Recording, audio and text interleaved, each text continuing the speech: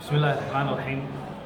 أنا يوم قاعد حسين أحمد محمد waxaan xakan ka salaamayaa dhammaan shucuubta muslimiinta gaar ahaan ummadda Soomaalida gaar ahaan shacabweynaha reer Somaliland ciideeda waxaan sileeyahay ku gaara bashbash iyo barwaaqo waxaan kaloo xakan ka salaamayaa familygeyga oo ugu horeeyso hooyaday Caasha Xaaji Axmed iyo dhammaan walaaladay dalii dibadda meel kasta joogaan waxaan leeyahay ciideeda ku gaara bashbash iyo barwaaqo.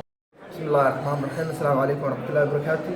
halkan waxaan ka salaamayaa dhammaan ummadda islaamka ah gaar ahaan ummadda Jamhuuriyadda Somaliland waxaan leeyahay ciid mubaarak taqabbalallahu minna wa minkum min salih al-a'mal sanadkiisa ilaahay nagu gaarsiiyo bashbash iyo barwaaqo waxaan halkan aad uga salaamayaa dhammaan familyiga si guud waxaan leeyahay ciid mubaarak. Bismillahir Rahmanir Rahim.